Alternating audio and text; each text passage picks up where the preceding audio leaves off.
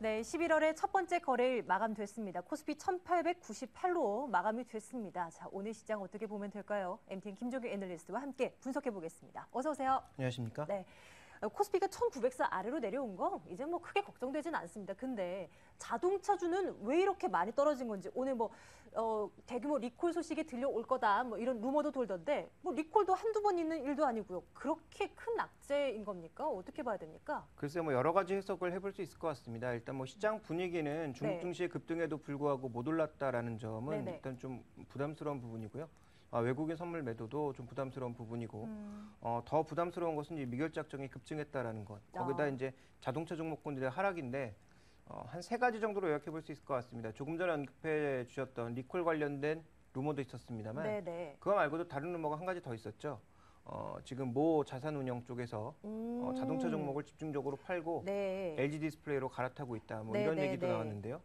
그런 얘기가 나오면 꼭 항상 그 관련 종목이 꼭지일 가능성이 많던데 어쨌든 그런 이 수급적인 부분이 또 문제가 되고 있는 것 같고 마지막으로 우리가 이제 살펴볼 수 있는 것은 뉴스화된 것은 아닙니다만 미국 자동차들 실적 굉장히 좋지 않았습니까?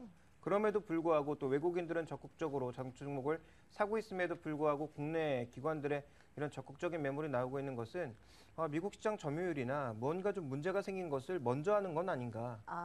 그렇다면 이것은 일종의 좀 프론트러닝인데요. 먼저 무언가를 알고 움직였다라는 거거든요. 분명히 좀 문제가 될 수 있는 그런 부분이 내일 일이 되면 밝혀질 것 같아서 내일 자동차 관련주에 대해서는 제가 이제 그저께 분석을 해서 오늘 따로 분석은 하지 않겠습니다만 내일 관련된 재료가 나오게 된다면 좀 자세하게 분석을 해보도록 하겠습니다. 예, 그렇게 할게요. 우리 시장 뭐 약세권으로 마감이 됐고 지난밤에 이제 진행됐었던 뉴욕 증시 흐름부터 차근차근 되짚어 보도록 하겠습니다. 허리케인 샌디 영향으로 휴장이 됐다가 어제 이제 재개장을 해서 진행이 됐는데 큰 움직임은 없더라고요. 네, 이 3일간의 거래 재개이기 때문에 뭔가 거래도 좀 많고 여러 가지 재료들을 좀 흡수하는 과정이 나타나지 않을까 기대를 저도 했었는데 네네. 별로 그런 모습은 나타나지 않은 것 같습니다. 먼저 S&P 500의 일봉의 흐름을 보시면 최근 4일간의 흐름은 정말 답답할 정도로 닫혀있는 그런 모습입니다. 그래서 굉장히 조심스러운 행보를 보여주고 있고요.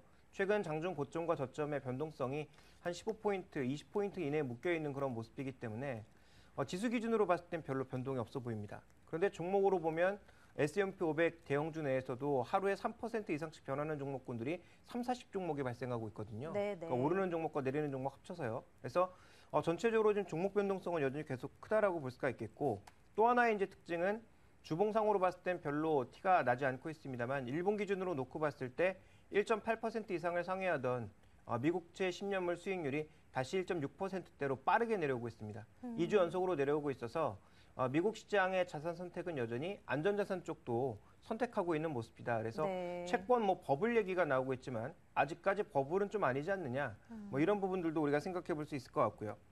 그다음 봐야 되는 것은 이제 상품 가격인데요. 최근 유가는 지속적으로 좀 빠지고 있습니다. 뭐 공급 차질과 관련된 그런 부분, 또 수요 부진과 관련된 부분들이 연결이 되면서 최근 유가는 다시 한번 조정을 받는 모습들이 나타나고 있고, 자 이런 조정 속에서 가솔린 가격은 또 다르게 움직이고 있는 모습이 관측되고 있고, 곡물 가격, 철강 가격들도 각각의 이 팩트마다 조금씩 다른 모습들이 나타나고 있거든요. 그래서 원자재 가격들은 전반적으로 지금 경기의 상승을 반영하지 못하고 있는 것 같고 경기가 상승하지 않을 것으로 바라보고 있는 게 아닌가 단기적으로 보면 그런 흐름을 반영하고 있다고 보여지고 있고요. 마지막으로는 인플레 해지를 반영하고 있는 금 가격의 움직임도 최근 다우지수나 S&P 500 지수처럼 굉장히 옆으로 흘러가고 있는 모습입니다. 그래서 이 금 가격의 움직임을 보면 인플레가 굉장히 약하다. 결국은 인플레가 약하다라는 것은 그만큼 성장이 약하다라는 것을 반증하고 있는 상황이기 때문에 전체적으로 지금 이 3일 만에 거래를 재개한 미국 시장, 금융시장 전체적으로 또 상품시장을 살펴봤을 때 경기의 탄력도는 여전히 낮은 가운데 지수는 크게 움직이지 않지만 이 종목의 변동성은 재료에 따라서 여전히 증가할 수 있는 그런 시장 흐름이 아닌가 이렇게 좀 이해가 되고 있습니다. 자, 유로존 소식도 한 가지 살펴볼까요? 그리스의 공공 부채 부분이 그 비율이 내년에 최고로 올라갈 것이다. 뭐 이런 전망들이 나왔습니다. 유로존에 대한 어떤 우려감이 잠깐 수면 아래로 내려가네 싶었는데 다시 부각되는 건 아닌지 좀 걱정스럽거든요. 어떻게 이해를 하면 좋겠습니까? 네, 먼저 그리스, 이제 스페인이 조금 잠잠해지고 있는 대신에 또 그리스에서 여러 가지 문제들이 나오고 있는데요. 네. 여러 가지 재료들을 가장 먼저 반영하는 주식시장의 흐름을 보면 이번 주 내내 흘러내리고 있습니다. 그동안 굉장히 견조한 반등을 보여줬거든요. 예. 그래서 준비된 그림을 보시면 그리스 이제 아테네 지수 주봉인데요. 그동안 저점이 470일 정도였는데 800선을 넘는 반등을 보여줌으로써 결국은 거의 100% 가까운 단기 반등이 나왔습니다.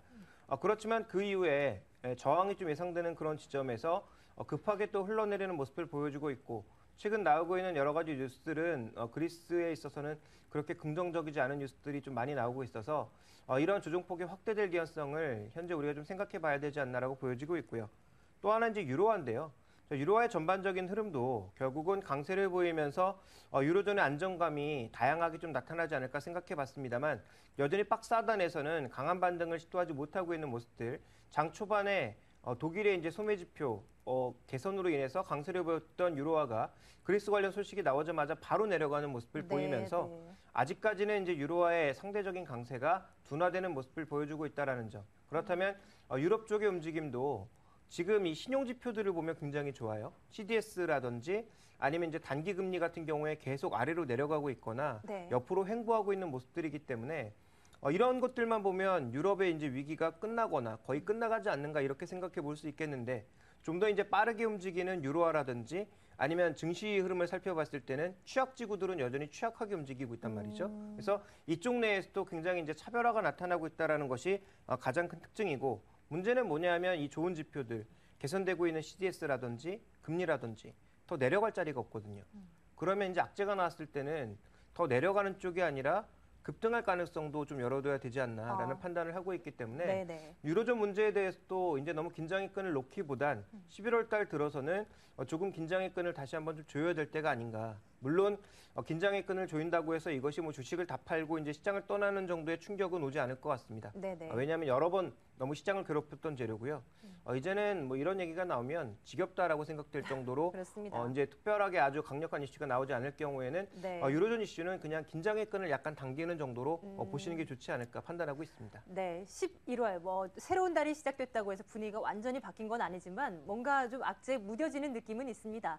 국내 증시로 가볼까요? 국내 증시 가운데서 오늘 전기가스 업종 정말 많이 올랐잖아요. 그 가운데 한 종목 한국전력 좀 살펴보겠습니다. 9월 이후 뭐 급등하다 잠시 쉬어가나 싶었는데 오늘 또 반짝 또 뛰어오르는 흐름이고요. 5% 넘게 올랐나요? 5.6% 뛰어오르면서 이제 3만 원 선 넘보고 있는 상황입니다. 신고가 경신이고요. 추가 상승에 대한 가능성도 열어둬야 하는 것인지 어떻게 보면 좋겠습니까? 네, 결론적으로 추가 상승 가능성이 열려 있다 이렇게 좀 봐야 될 것 같습니다. 네. 물론 주가가 단기적으로 많이 올랐고 제가 정확하게는 모르겠습니다. 한 2주쯤 전에 한국전력을 분석한 적이 있는 것으로 기억합니다. 그래서 네네. 그때 뭐 3만 원권을 넘기가 그렇게 쉬워 보이지 않기 때문에 뭐 3만 원권 정도 오게 되면 추가적으로 팔았다가 다시 네. 한번 보는 게 좋겠다 이렇게 말씀을 드렸는데 지금은 어떻습니까? 지금 현재 구간에서 이제 3만 원 가격 다 왔지 않습니까? 그래서 3만 원권에서 잠시 흔들릴 수는 있겠습니다만 이 라운드 넘버가 별로 의미 있는 그런 라운드 넘버가 아니란 말이죠. 네네네. 그래서 넘을 가능성이 좀 더 높다라는 쪽에 무게를 두면서 봐야 될 것 같습니다. 일단 한국전력 그동안 우리가 이제 대표적인 대형주 중에 왕따였거든요. 그러니까 다른 종목군들이 열심히 네. 이제 올라가고 있을 때에도 네. 전혀 올라가지 못하고 그렇습니다. 매번 적자에 네네. 정책적으로 묶여 있는 것들도 굉장히 많고 아. 아무리 유능한 CEO가 와도 질적으로 개선되는 것들이 하나도 없는 네. 그런 대표적인 회사였는데 최근에 좀 개선되는 지표들이 나타나고 있죠. 그래서 그런 것들을 살펴보도록 하겠습니다. 자, 첫 번째로 보실 것은 월별 전력 사용량 그리고 한국전력의 원료비 예. 이 두 가지인데요.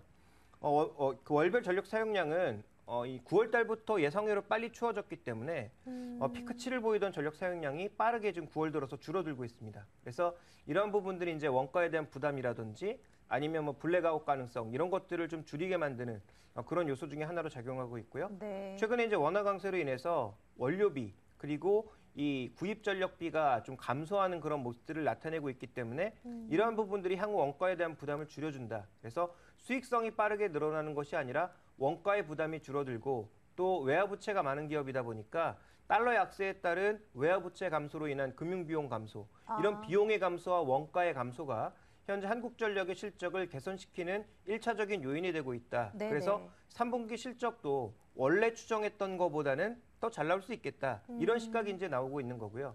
시장에서 이제 별로 살 수 있는 종목이 없다 보니까 그동안 잊혀져 있던 한국전력에 대해서도 시장의 수급이 네네. 좀 집중되고 있는 그런 모습들이 나타나고 있는 것 같습니다. 또 하나 이제 중요한 건 뭐냐면 지금 원전 관련돼서 문제 굉장히 많죠. 네. 맨날 이제 심심치 않게 들려오는 소식이 고장났다. 원전 매터기 고장났다. 멈췄다. 예. 네, 그런 소식 아닙니까? 예, 그래서 예. 그러한 부분들은 단기적으로는 분명히 부담 요인이지만 현재 지금 가동률이 90% 정도까지 낮아져 있는 이런 가동률이 내년 1분기 넘어가게 되면 다시 100%를 기록할 가능성, 그리고 이제 새롭게 만든 그런 그 원전 기기들이 네.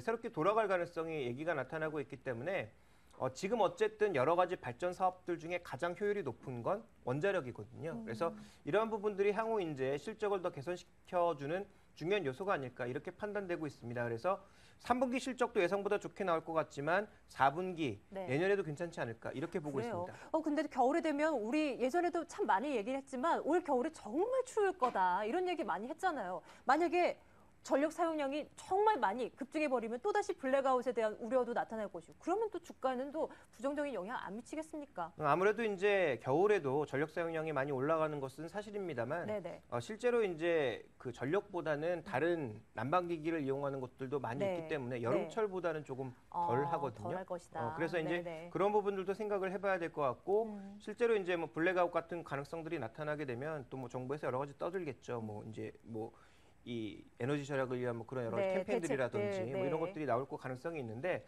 어쨌든 지금 현재 시장에서 주목하고 있는 것은 뭐 방금 말씀해 주셨던 여러 가지 우려들이 없는 것은 아니지만 어쨌든 실적이 개선되게 되면 네. 너무도 낮은 주가는 좀 반응을 하지 않겠느냐 여기에 포커스가 있는 거죠. 그래서 예.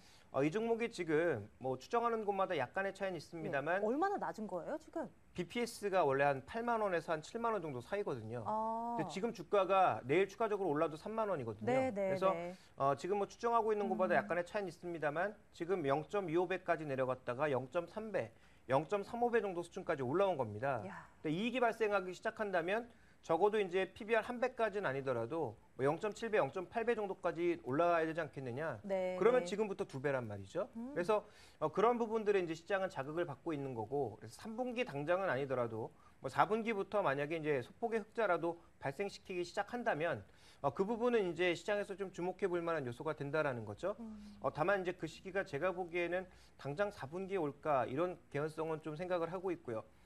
지금 이제 새롭게 정부가 바뀌다 보니까 새롭게 정부 바뀌 나온 이후에도 네. 아마 이제 전력 요금을 크게 올려주는 그런 일은 별로 없지 않을까라고 네. 생각하고 있기 네, 때문에 결국은 이 종목의 추가적인 반등은 이어지나 또 반등 탄력은 여러 가지 재료에 의해서 제한될 수 있다라는 측면에서 네. 추가 매수는 가능하나 되도록이면 조정 시에 분할 매수 관점으로 보시는 게 좋지 않을까라고 보고 있고요. 네. 또 이 종목이 한번 빠지기 시작하면 잘 이제 멈추지 않고 빠지는 그런 모습들 보여주거든요. 그래서 일정 부분에 이제 손절선은 반드시 정해두고 투자하시는 게 좋지 않을까 이렇게 판단하고 있습니다. 네, 알겠습니다.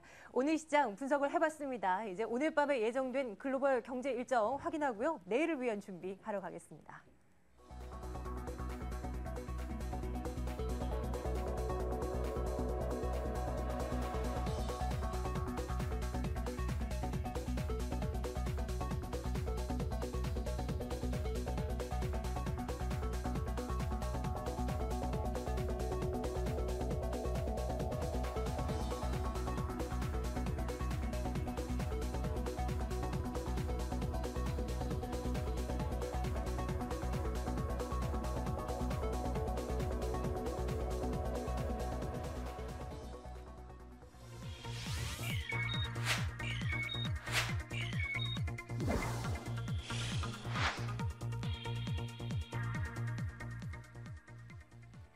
안녕하세요. 천지윤입니다. 오늘 밤 미국에서는 신규 실업수당 청구 건수가 발표됩니다. 지난주에 청구 건수 36만 9천 건이 기록했었는데 이번 주에는 37만 건 기록하면서 소폭 늘어날 것으로 예상되는데요. ISM 제조업 지수와 자동차 판매는 화면을 통해서 좀 더 자세히 짚어보도록 하겠습니다. 자, ISM 제조업 지수 블룸버그가 집계한 전문가 예상치에 따르면 지난달보다 소폭 감소한 51.2가 예상되고 있습니다. 하지만 현재 미국에서 나오는 소비와 생산, 심리 지표들이 대부분 예상을 상회하는 호조세를 이어가고 있기 때문에 ISM 제조업 지수도 상승할 가능성이 있다는 분석입니다. 자동차 판매는 전월 대비 11% 증가할 것으로 예상되는데요. 이렇듯 자동차 산업이 지속적으로 회복세를 보일 것으로 기대가 되고 있습니다. 특히 미국 전역에서 휘발유 가격이 고공행진을 이어가면서 연비가 좋은 소형차와 하이브리드 차량의 판매량이 늘어났을 것으로 예측이 되고 있는데요. 연간 자동차 판매량은 2달 연속 1,490만 대를 기록할 것으로 예상이 되고 2007년 이후 가장 높은 10월 판매 실적을 기록할 수 있을 것으로 보입니다. 자, 내일은 국내 기업 가운데 기업은행과 대림산업, 만도, 파라다이스가 실적을 공개합니다. 자, 파라다이스는 3분기에 호실적을 기록할 수 있을 것으로 예상되는데요. 파라다이스의 매출액은 1,110억 원, 영업이익이 240억 원으로 예상이 되고 있는데 특히 영업이익은 전년 동기 대비 529% 급증한 수준이 될 것으로 예측이 됩니다. 자, 파라다이스는 파라다이스 제주 합병 효과와 작년에 추징금에 대한 기저 효과로 인해서 이 증가폭이 클 것으로 기대가 되고 있습니다. 지금까지 세계는 그리고 우리는이었습니다.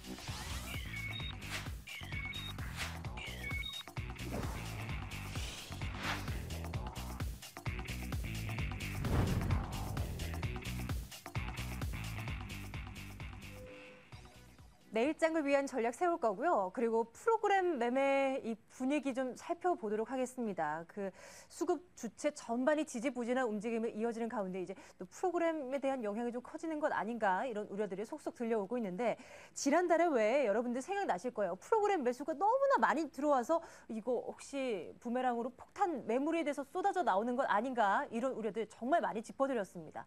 그 이후에도 계속 꾸역꾸역 프로그램에서는 매수가 유입이 되고 있거든요. 지금 분위기 어떤지 확인해 보도록 하겠습니다. 김종기 애널리스트와 함께 BNS 인베스트먼트 김영근 대표의 시각도 듣겠습니다. 어서 오세요. 안녕하세요. 네. 자, 김종기 애널리스트 먼저 프로그램이 과연 앞으로도 시장에 부담으로 작용이 될지 앞으로 이 부분 좀 분위기 어떤지 좀 살펴봐 주세요. 일단 뭐 가장 먼저 말씀드리고 싶은 것은 프로그램 매도가 나온다고 해서 시장이 꼭 급락하는 건 아닙니다. 그래서 프로그램이라고 하는 것은 일종의 시장의 변동성을 제공하는 것이지 네네. 이 시장의 방향성을 제공하진 않거든요. 그래서 예를 들어서 방향이 이제 내려가는 쪽에 프로그램 매물까지 나온다면 네. 변동성이 좀 더 커질 수 있는 것이지 그 프로그램 매매 자체가 시장의 방향성을 이끌지 않는다라는 것은 뭐 먼저 전제로 말씀드리고 싶고 네네. 결론부터 말씀드리자면 지금 뭐 부담이 되는 요인들이 분명히 있긴 있습니다. 그래서 하나하나 좀 살펴보게 되면 지금 먼저 순차익 잔고와 함께 이 순차익 잔고를 누가 늘렸는지 두 가지를 살펴보실 필요가 있는데요. 네. 먼저 순차익 잔고는 여전히 4조 원 수준에서 좀처럼 줄어들지 않고 있습니다. 매수 차익 잔고가 빠져나오지 않고 있고 매도 차익 잔고도 줄지 않고 있는 그런 모습들. 그래서 전체적으로 지금 이 격차가 많이 벌어져 있는 상황이기 때문에 이와 관련된 부담은 조건만 형성되면 언제든지 나올 수 있는데요. 여전히 중요한 건 외국인입니다. 왜냐하면 이 4조 원 가운데 거의 3조 원 넘는 물량들을 외국인들이 가지고 있기 때문입니다. 그래서 지난 각 만기 이후 때마다 외국인들이 지속적으로 물량을 쌓아나가고 있는 양상이어서 결국 외국인들이 어느 방향으로 움직여주느냐 이 부분이 가장 중요한 팩트라고 보여지고요. 자, 두 번째로 살펴봐야 될 것은 그런 외국인들이 지금 바로 청산할 만한 조건들이 형성되고 있는지 이 부분을 봐야 되는데 네. 최근에 이제 환율 움직임 보면 약간 위험한 요인들이 있다라고 보여집니다만 환율이 추가적으로 아래쪽의 방향을 강화해야지만 나타날 수 있는 현상이고요.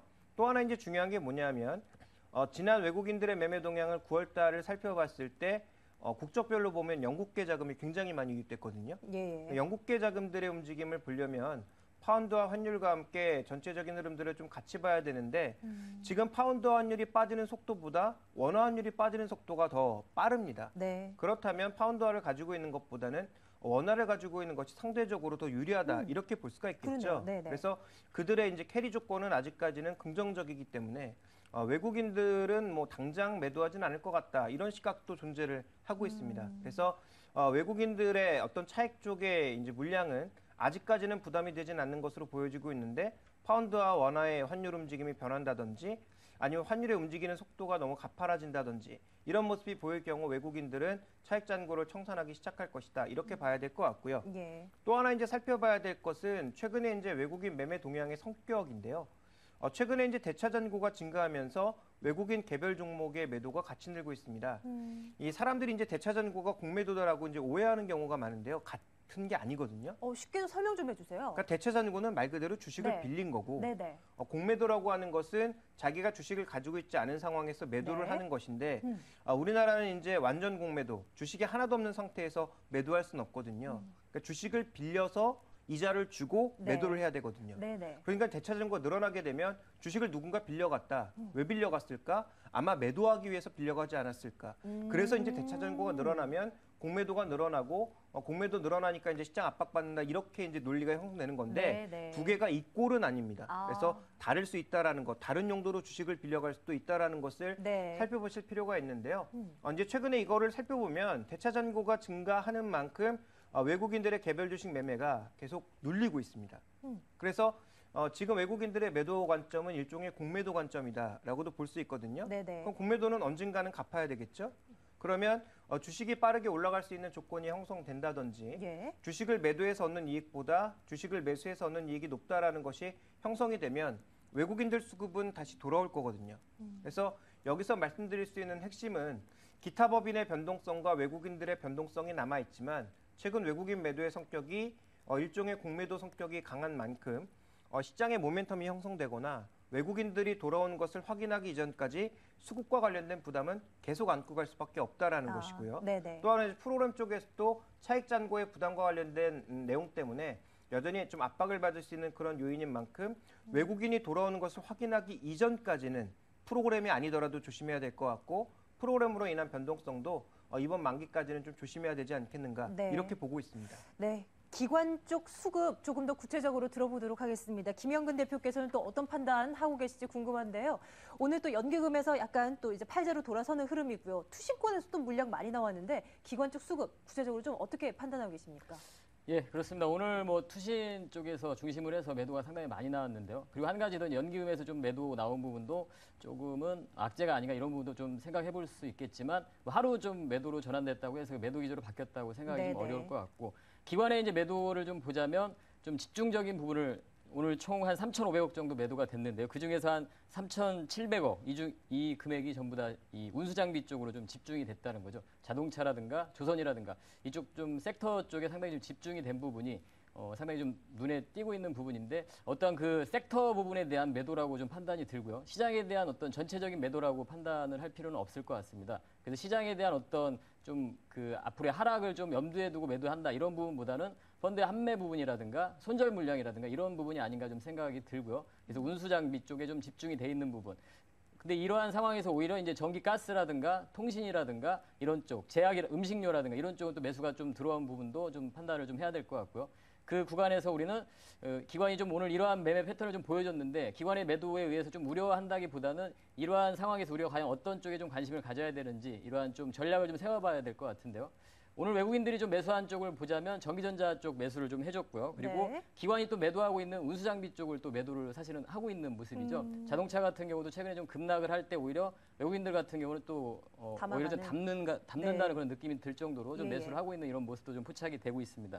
그래서 이러한 좀 매매 패턴을 좀 봤을 때 지수 시장에 대한 부분을 좀 생각을 해야 될 것 같은데 이러한 지금 박스 안에 좀 갇혀 있는 구간이라 좀 봐야 될 것 같은데요. 1900선과 1920포인트, 좀 밑으로 하단밴드를 좀 더 잡으면 1890포인트, 이 정도 선과 한 1920포인트 사이에서의 이 구간에 있는 구간에서는 오늘 좀 강한 섹터들 있죠. 제약주라든가 음식료, 카지노, 그리고 이제 코스닥 쪽으로 가자면 기존에 강했던 바카라 쪽, 카지노, 바이오, 뭐 엔터주, 그리고 모바일 게임, 전자결제 이러한 쪽에 좀 흐름들이 좀 강하게 나타나고 이런 흐름들이 나타납니다. 근데 코스피 지수가 막 1900선이 좀 이탈되고 내려가면 이 종목들 또한 또 약간 약세를 좀 보여주긴 합니다만 오늘처럼 1900선을 또 지켜주려고 하는 흐름들이 나타난다면 그 안에서는 기존에 좀 강했던 섹터라고 봐야 되겠죠. 우리가 계속해서 지금 오늘 강한 섹터라고 이해를 하면 좀 쉬울 것 같은데요. 이쪽 강한 섹터들, 그러니까 그 시장에 대한 어떤 전략적인 부분은 외부 변수라든가 이런 부분이 너무 많기 때문에 우리가 예측을 하고 대응하기는 좀 어려울 것 같습니다. 네네. 그래서 이러한 지수에 대한 좀 기준을 정해놓고 좀 대응을 할 필요가 있을 것 같은데요. 그래서 그러한 부분을 좀 제시를 해드리자면 제 생각에는 1890에서 1920, 그러니까 이 사이에서의 그 구간에서는 오늘 강한 이러한 섹터들에 있어서의 좀 트레이딩 관점이 좀 가능할 것 같고요. 그리고 오히려 지수가 이 상황에서 좀 변화되는 구간, 1890이 이탈되고 하락을 한다든가 오히려 1930을 돌파하고 상승을 한다든가 이러한 구간이 나타나기 전까지는 계속해서 이러한 흐름들이 좀 나타날 것 같습니다. 그래서 오히려 이제 1890이 이탈되고 하락하는 구간에서는 지수 관련 그러한 종목들, 대형주 그리고 낙폭 과대 이러한 종목들에 좀 관심을 가질 필요가 좀 있을 것 같고요. 현재 상태 이 구간에 갇혀 있는 구간에서는 여전히 오늘 강한 섹터들 여전히 그러한 구간에서 좀 관심을 가질 필요가 있을 것 같습니다. 예. 이렇게 좀 시장을 네네. 좀 바라보고 있습니다. 그 이번 달에 대회 이벤트들이 말씀해 주신 대로 상당히 많지 않습니까? 그래서 정말 말씀해 주신 대로 예측하기가 어려운 구간입니다. 그러니 좀 시나리오를 짜주셨으면 좋겠어요. 예. 뭐 미 대선이라든지 중국 정권 이양이라든지 뭐 그 결과에 따라서 또 관련 좀 우리가 살펴볼 만한 종목들이 또 따로 있지 않겠습니까? 예. 어떻게 생각해 볼 수 있을까요? 예, 그래서 이제 방금 제시해드린 전체적인 그 전략적인 부분, 시나리오 부분은 그 지수에 대한 부분을 좀 설정을 해두시길 바라겠고요. 예. 그러한 지금 현재 우리가 항상 뭐 시장에서 흔한 얘기죠. 이제 예측이 아닌 대응의 영역이라고 하는데요. 그러한 말이 뭐 상당히 지금 잘 맞는 그런 구간인 것 같습니다. 이러한 수급적인 부분도 상당히 중요하지만 지금 가장 좀 빠른 그런 이벤트라고 할 수 있는 부분은 바로 다음 주에 미국 대선이 있는 상황이죠. 그리고 중국의 정권 이양 부분이 있는 상태인데요.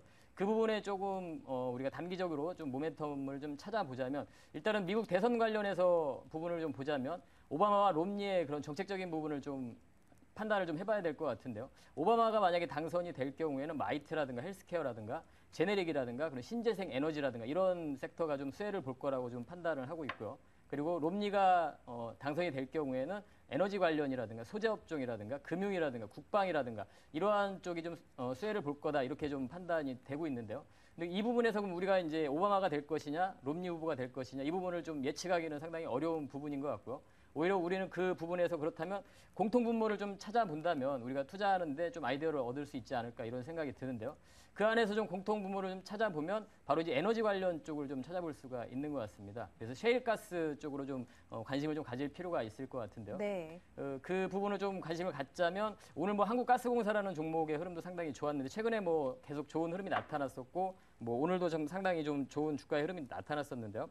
그 종목을 사실 이제 미국에서 대표적인 셰일가스 종목으로 좀 보자면 그 엑소모빌이라는 주가가 있는데요. 그 종목과 상당히 유사한 흐름을 좀 보여주고 있습니다. 그래서 현재 상태에서 충분히 좀 관심을 가질 수 있는 그런 구간이 아닌가 좀 생각이 들고요.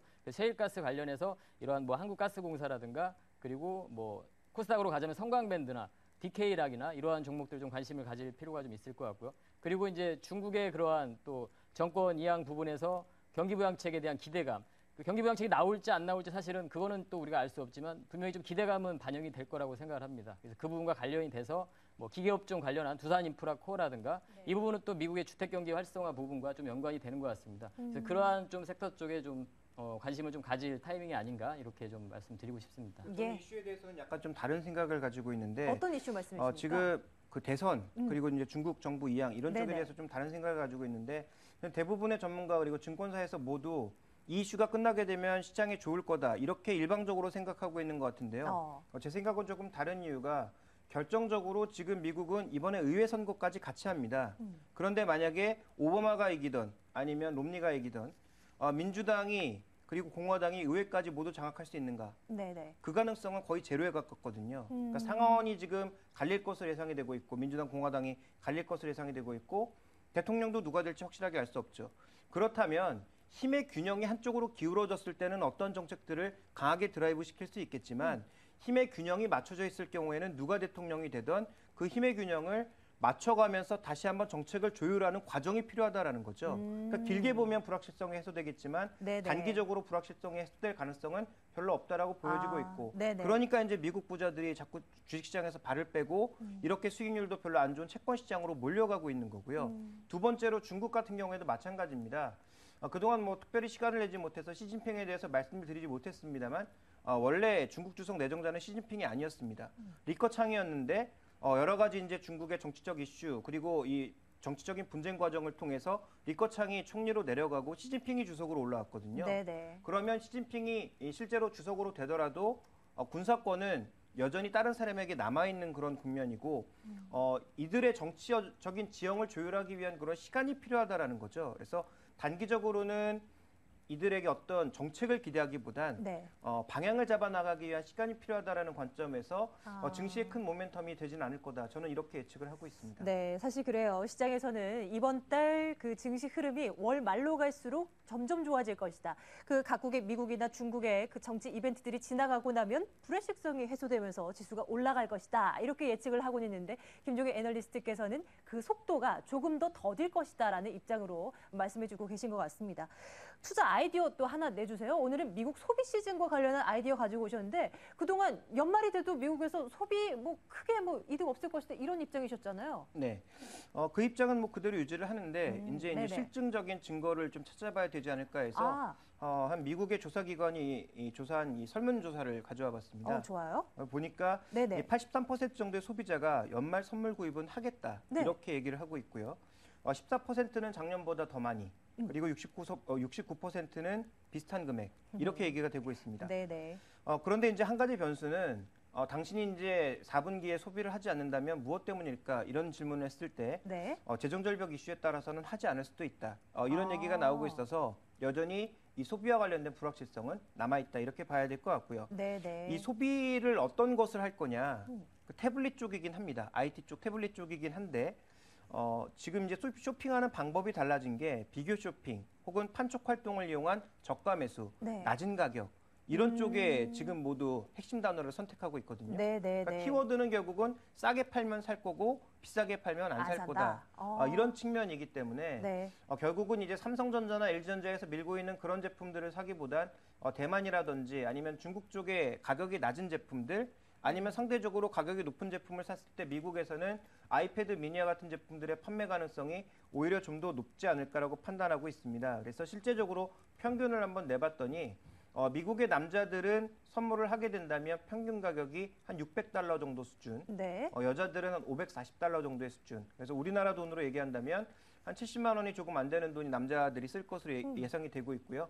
여자들은 이제 60만 원이 조금 안 되는 돈 정도를 예상하고 있기 때문에 미국의 4분기 소비는 우리가 기대하는 것만큼 크게 증가할 가능성이 없을 뿐더러 이번에 이제 이 조사가 샌디 이전에 나온 조사이기 때문에 샌디 이후에는 또 어떻게 변했을지 알 수 없거든요. 네, 그래서 네. 미국 소비에 대해서 특히 IT 종목에 대해서 가지는 그런 과도한 기대는 조금 어렵다라고 판단하고 있고 어디까지나 이제 개인적인 판단임을 전제로 말씀드립니다만 최근 IT에 목매달고 있는 국내 뭐 투자 자문사들 그 기관들은 굉장히 좀 위험한 전략을 가고 있다. 그래서 저번에도 한번 언급드렸다시피 70주와 비슷한 모습이 나타날 가능성이 있기 때문에 이들이 빠져나오기 이전에 먼저 빠져나올 이유는 없다라고 보여집니다만 네. 이들이 빠져나올 때는 적극적으로 매도하라라는 말씀 다시 한번 드리고 싶습니다. 네, 연말이 되면 IT주들의 상승세가 이어지곤 했는데 이 미국 소비자들이 실속 있는 쇼핑을 하면 할수록 그에 대한 기대감은 점점 줄어들 것이다. 이런 아이디어 여러분들도 한번 좀 생각해 보시는 건 어떨까 싶습니다. 김영근 대표의 내일을 위한 전략 들어보도록 하겠습니다. 내일장 투자자들 어떻게 할까요? 예, 일단은 뭐 아까 제가 말씀드린 그러한 시나리오를 좀 생각하시기를 좀 바라겠고요.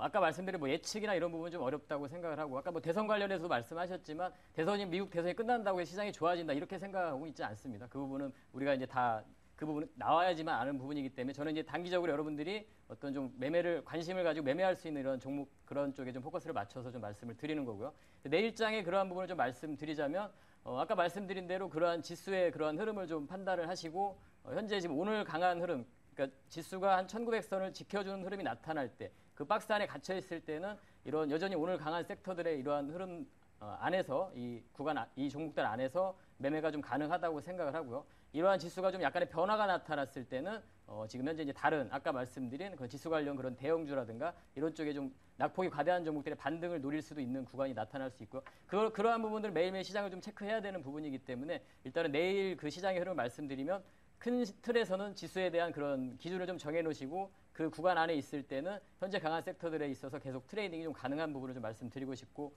그 구간이 좀 변화가 됐을 때는 이런 대형주, 지수 관련 쪽의 종목들에 좀 관심을 가질 필요가 있다고 생각합니다. 현금과 주식의 비중은 어느 정도가 현금 좋겠습니까? 비중은 항상 제가 1900에 한 20포인트 정도 오게 되면 현금 한 30%, 보수적인 투자자 같은 경우는 50%까지도 좀 말씀을 드리는데요. 현재 상태에서도 여전히 현금 한 30% 이상은 좀 보유를 해야 되는 그런 네. 구간이라고 말씀드리겠습니다. 예, 알겠습니다. MTN 김종효 애널리스트와 함께했습니다. 또 BNS 인베스트먼트 김영근 대표의 시각도 들어봤습니다. 두 분 말씀 고맙습니다.